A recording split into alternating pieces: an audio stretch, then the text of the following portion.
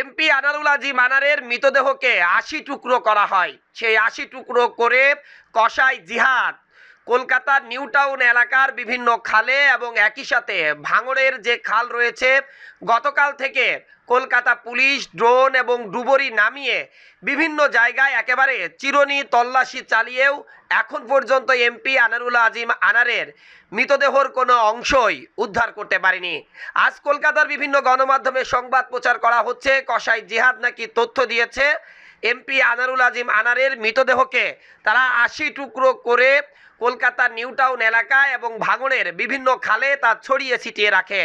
Police মনে করছেন যে তারিখে তার মৃতদেহটি পানিতে ফেলা হয়েছে সেই তারিখের পর এখন আর ওই মৃতদেহর উৎসৃষ্ট অংশ খুঁজে পাওয়া প্রায় অসম্ভব ব্যাপার। অধিকাংশ দেহের অংশই জলজ বিভিন্ন প্রাণীর পেটে চলে যাওয়ার কথা। এদিকে দিন যত যাচ্ছে কালীগঞ্জের সাধারণ মানুষের এবং এমপি আনারুল আজিম আনারের পরিবারের সদস্যদের আক্ষেপ যেন বেড়েই চলছে।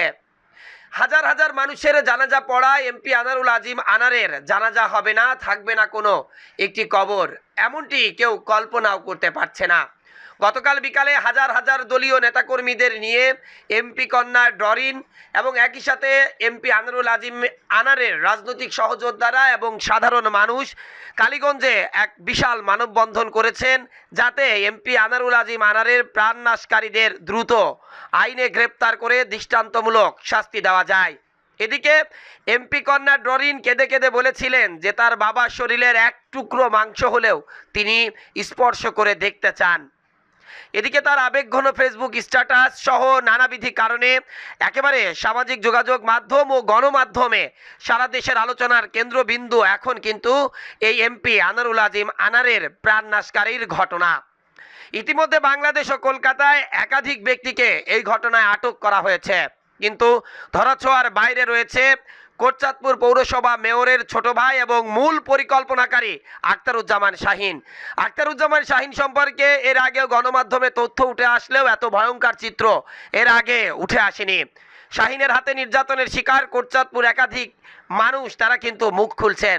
তবে সব কথার বড় কথা, এমপি আনারুল আজিম আনারের মৃতদেহটি যে ৮০ টুকরো করা হয় সেই কসাই জিহাদ কিন্তু এই তথ্য নিশ্চিত করেছে কলকাতা পুলিশের কাছে।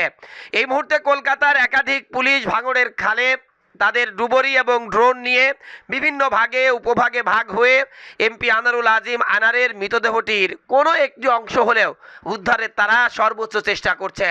এবং সঞ্জীবা গার্ডেনের যে ফ্ল্যাটে এমপি আনারুল আজিম ছিলেন সেই এলাকায়ও কসাই জিহাদকে নিয়ে এই মুহূর্তে একেবারে চিরুনি অভিযানে নেমেছে কলকাতা পুলিশ। তারা হন্যে হয়ে খুঁজছেন এমপি আনারুল আজিম আনারের এক টুকরো মাংস হলেও তারা উদ্ধার করতে চান। Desk report, eagle TV news.